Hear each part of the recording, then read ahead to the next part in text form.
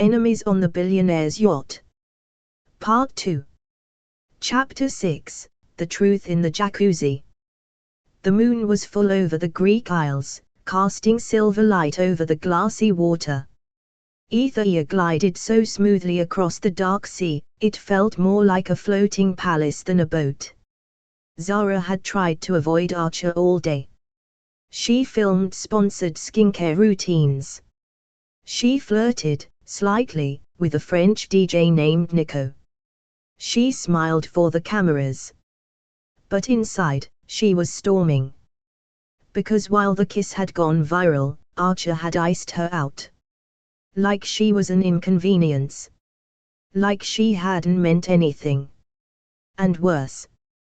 She still remembered the taste of him like it was burned into her lips. That night, after a cocktail-fueled sunset dinner, Cassie and Renzo organized a little game on the top deck lounge. It wasn't little. It was Truth or Dare, luxury edition. The hot tub bubbled at the center. Fairy lights glittered overhead. Everyone was half drunk and fully ready to make bad decisions. Zara sat at the edge in a turquoise bikini and kimono.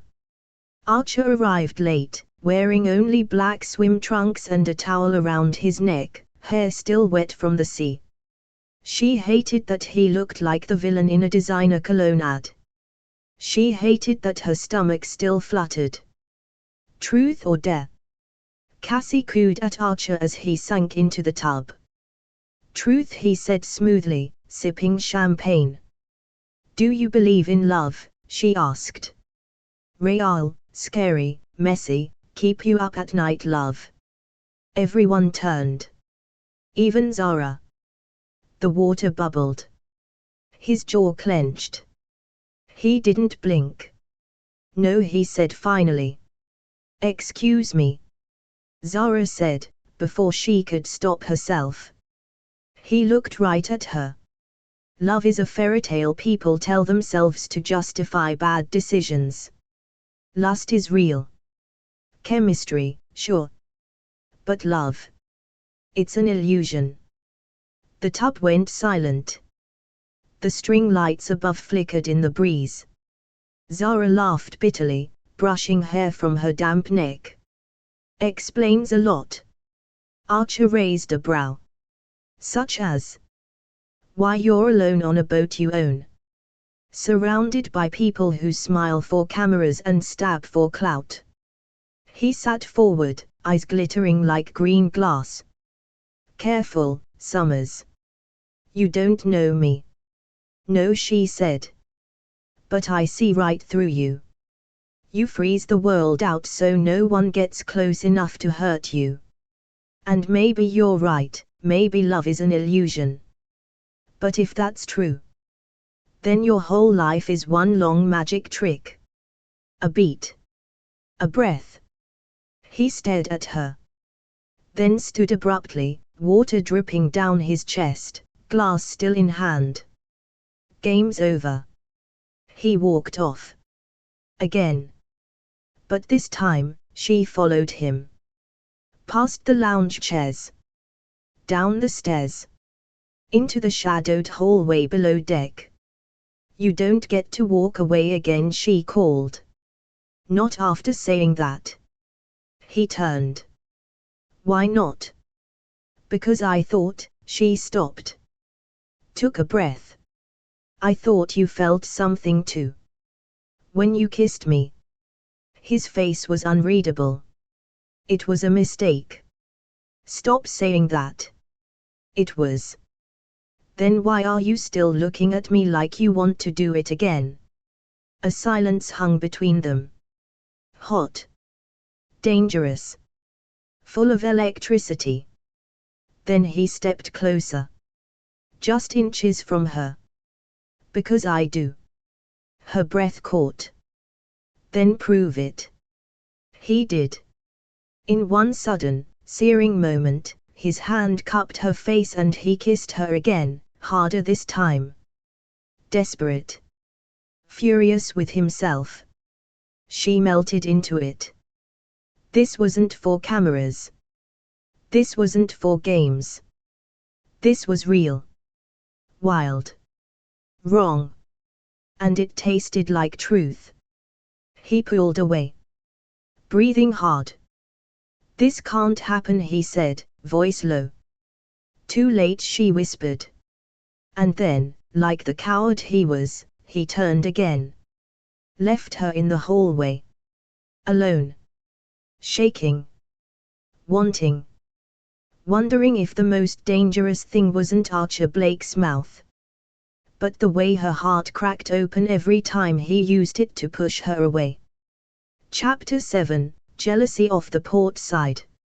Zara Summers had spent the night tossing between silk sheets and tangled thoughts. Every time she closed her eyes, she could feel it again, his mouth crashing onto hers, his breath against her skin, the crack in his usually perfect control. But she also remembered how he pulled away. Again. How he left her standing in the hallway with a heart that wasn't supposed to feel this bruised. So by morning, she made a choice. If Archer Blake wanted to play cold, fine. She could play hot. By afternoon, Aegean docked off the shore of Santorini. The crew had arranged a glamorous on-deck brunch, complete with Mediterranean seafood towers, live bouzouki music, and enough rows to sink the yacht. Zara arrived late, on purpose, wearing a backless white sundress, bronzed skin glowing, hair swept up in beachy waves. She looked like a scandal waiting to happen. And she made sure Archer saw her laugh too loudly, sip too slowly, and flirt just enough, with Nico, the smooth, sun-kissed French DJ on board. Nico leaned in close, whispering something in French that made her laugh. Zara twirled her hair and winked. Her heart wasn't in it, but the performance. Flawless. Archer saw all of it. From the upper deck, where he stood alone in navy chinos and a half-unbuttoned linen shirt, holding a glass of whiskey like a grenade about to go off. His eyes tracked every movement. Every smile. Every touch. The muscle in his jaw flexed. "You okay, Mr. Blake?" asked one of the crew beside him. "Peachy," he muttered. Then tossed back the whiskey in one go. Back on the lower deck, Nico leaned in. His hand brushed Zara's shoulder. "You should visit my studio in Ibiza sometime," he said in a low voice.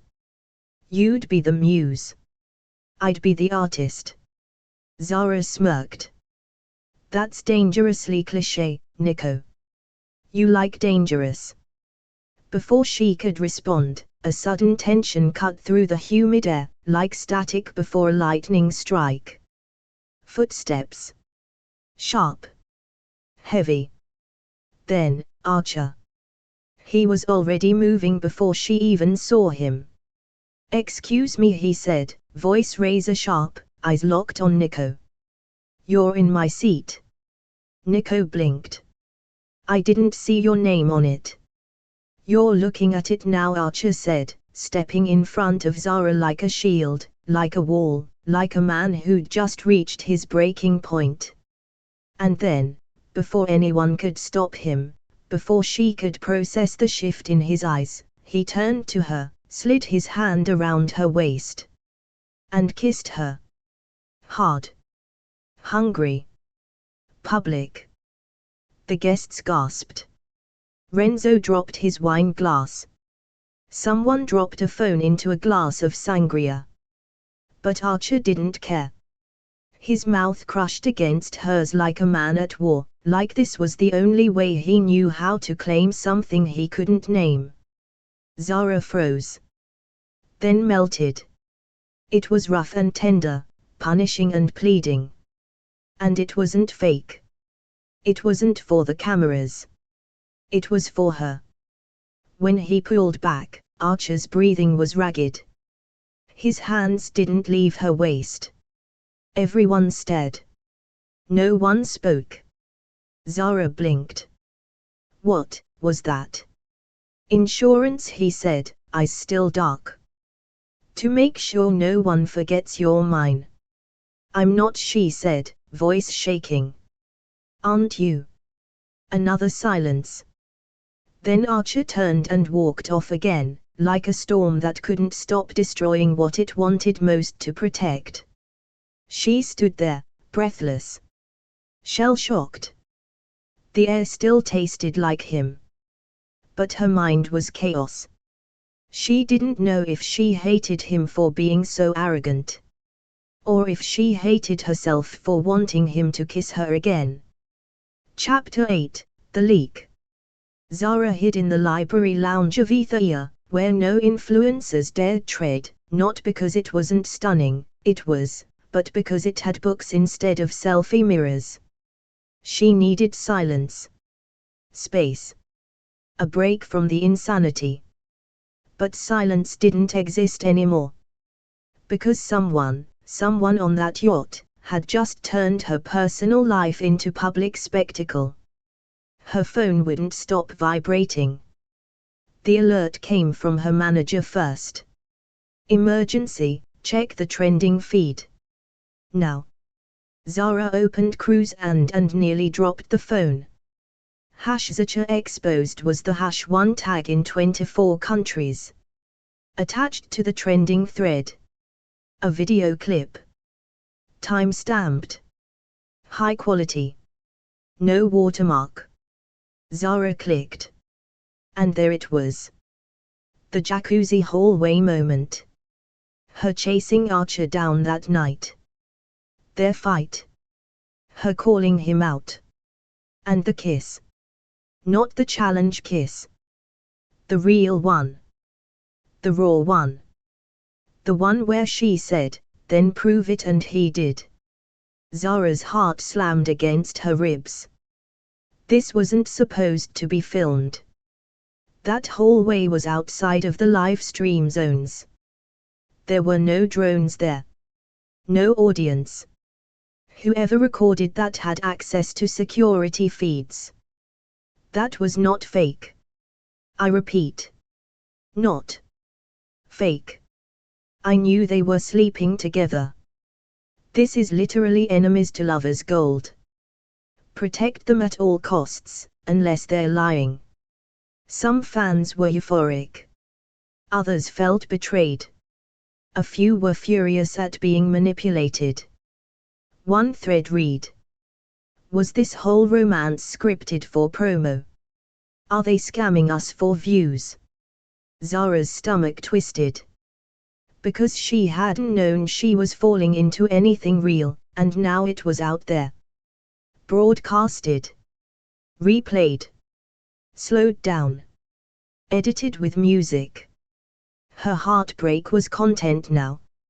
Zara stormed into the control room behind the lower deck, a zone marked authorized staff only. She didn't care. Renzo was there, headset on, coordinating feeds. She slammed her phone down on the table. This was never part of the stream. Where did this footage come from? Renzo's face paled. I didn't authorize that leak. That wasn't from us. Someone accessed the security camera feeds. You expect me to believe that just happened to go viral by accident? He held up his hands. Zara, I swear. We're investigating. The files weren't shared by our team. Then who? He hesitated. Only one guest has tech clearance on board, he said carefully. Archer. Zara found him, as always, where she least wanted him, barefoot on the top deck, staring out at the sunset like he didn't have the world falling apart around him. She didn't even say his name. Just threw the phone at his feet. He looked down. Watched the video play. Didn't flinch. Well, she demanded. It wasn't me. How can I believe that? He turned slowly to face her. The wind teased through his black hair. The gold of the setting sun turned his skin molten. Because if I wanted the world to see that kiss, he said, voice low, I would have done it in the middle of the deck. Like the last one. Zara faltered. Someone's trying to mess with you, he added. With us? There is no us. Then why do you care? That shut her up. From a shadowed corner on the upper balcony, Archer's assistant Jules watched them. Her fingers danced over her phone screen. An encrypted app. A private cloud server. Another video queued. Ready for upload. She smiled thinly. Not yet, she whispered. Let the tension build. Alone in her cabin, she turned off the lights and curled up with her knees to her chest. The cameras were still rolling somewhere. Fans were still obsessing. Someone on board wanted her reputation destroyed. And the man who kissed her like he meant it might just be hiding something even bigger than a leak. Chapter 9, Storm Warnings. The day after the leak was a strange one.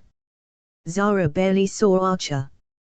He kept to himself, brooding near the ship's control center, speaking in low tones with the captain, and taking phone calls that ended with him hurling his phone onto a chaise lounge like it personally betrayed him. Zara, meanwhile, couldn't step 5 feet without a drone tracking her facial expressions. She wasn't sure what the fans wanted now. More kissing. More scandal. A tearful confession. All she knew was that nothing felt real anymore. Until the wind changed. Literally. It started just before dusk. A shift in the air. The clouds gathering low and fast over the horizon like they had a grudge. Zara was filming a yoga segment near the bow when she saw the crew scramble. Staff started zipping up canopies, pulling down sails, securing lounges and cameras.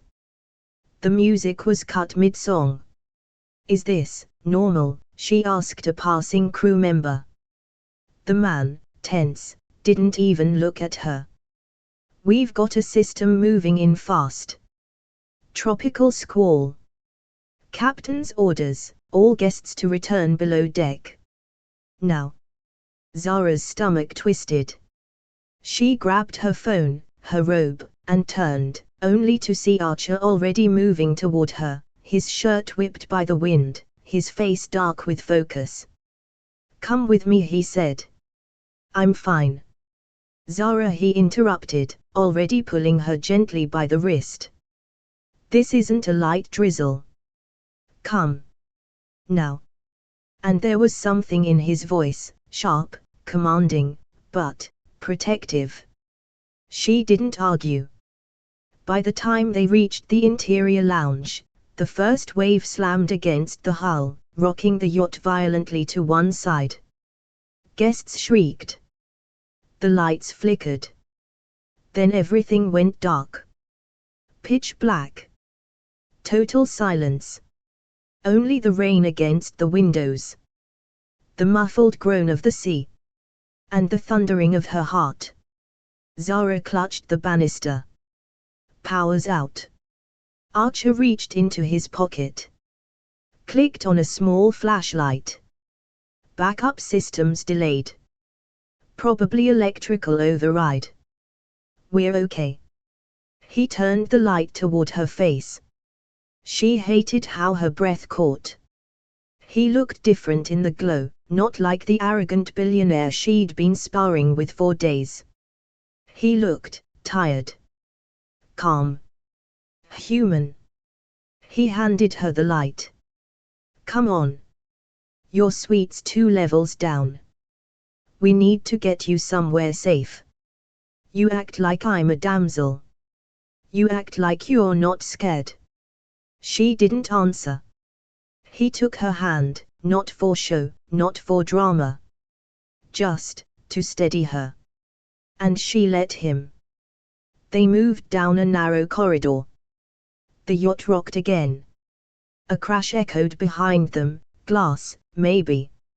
A painting fell from the wall. Zara squeezed his hand tighter. I hate the dark, she whispered before she could stop herself. Always have. Archer slowed. Turned toward her. The beam of the flashlight caught his eyes, soft now, not hard. I didn't know that. There's a lot you don't know about me. Then maybe I should start asking. Another roll of thunder rumbled overhead. They stood inches apart. The storm raged around them, but inside that flickering hallway, it was quiet. Safe.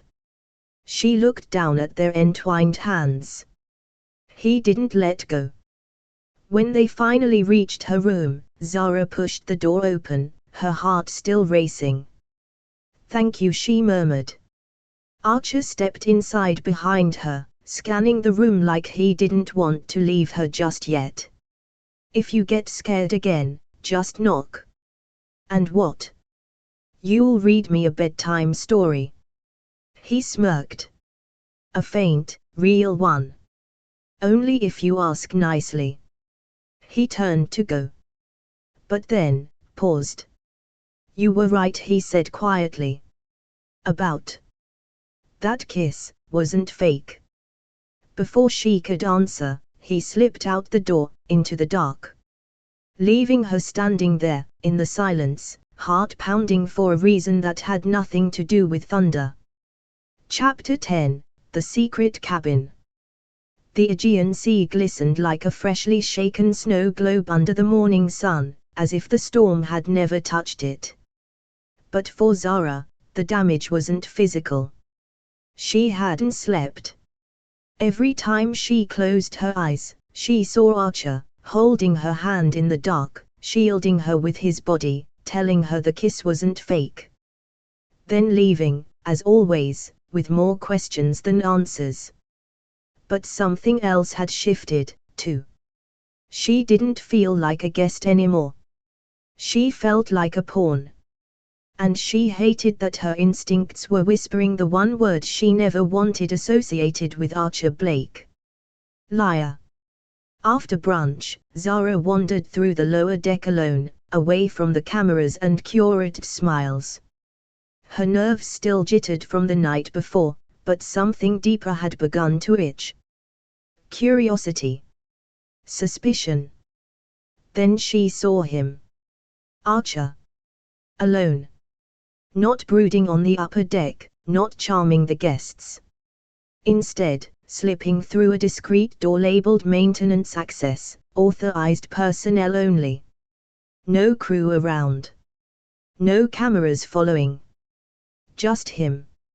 Moving fast. Like he didn't want to be seen. Zara hesitated, then followed. The hallway was narrow, dimly lit, and far too quiet. A different world from the marble, gold, and orchid-scented grandeur above. Here it smelled like salt, steel, and secrets. She crept forward, careful not to let her sandals slap the floor. Just ahead, she saw the heavy security door closing behind him. It had a key panel. Biometric lock. But the latch didn't quite catch. She waited, then slipped in. The room was small, sleek, and nothing like the rest of the yacht. A black desk. Minimalist walls. A locked steel safe. A touchscreen monitor glowed faintly. And on the desk, files. Paper files. Labeled. Red tagged. Stamped. Confidential. She moved closer, heart hammering. One tab read. Cyan Blue Holdings Internal Investigation. Another. Ether Ownership Trail Shell Companies and Cayman Registrations. Zara's blood ran cold. The yacht didn't belong to Archer. It belonged to someone else, someone he was clearly investigating. There were photos. Of men in suits. Wire transfers. Signed NDAs. One photo was circled in red, a man in sunglasses, boarding a helicopter. And beneath that, a guest manifest. Her name was on it. Highlighted. Zara Summers. Occupation, public-facing, influence Tier 1. Notes, key leverage asset. She stumbled back, nearly knocking over a side lamp. Just then, the door creaked behind her. "You shouldn't be here, Archer." He didn't yell. Didn't panic.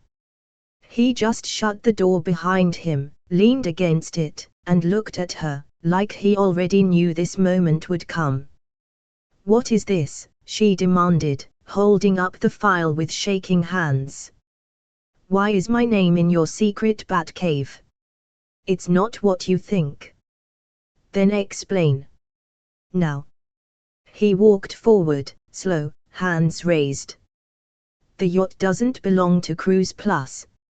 It's owned by a holding company linked to arms laundering, digital privacy crimes, and offshore finance rings. I've been tracking them for a year. You're not just some bored billionaire hosting influencer vacations for likes." "Never said I was," he replied. "I invested in Cruise and to get on board. To follow the money. And now I'm in too deep." She stepped back, breath catching. "What does that have to do with me?" Archer looked at her, not arrogantly, but like he hated what he was about to say. "You were invited on purpose. Someone flagged your name.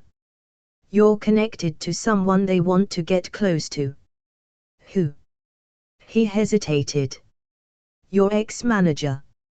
He sold data from a dozen of his clients. Including you." She felt like the floor had dropped out from under her. "You knew this and didn't tell me." "I didn't know until 2 days ago. And I didn't tell you because I wasn't sure who I could trust. So I'm just a leverage asset to you." "You were," he said quietly. "But not anymore." That silenced her. Because even though everything inside her screamed not to believe him, the look in his eyes didn't match the man who'd iced her out. It matched the one who held her hand in the dark. He moved to the files, quickly pulling them into a locked drawer. "Listen to me, Zara. Someone on this yacht is watching you. Closer than I am. If you stay near me, I can protect you. What if I don't want your protection?" He looked straight into her. "Then you'd better learn to run fast." Zara walked back to her suite with her heart pounding and her head spinning. She'd come on this trip for a vacation. Now she was a liability. A target. A secret. And the only person who might be able to save her was the same man who kissed her like it meant everything. And lied to her like it meant nothing.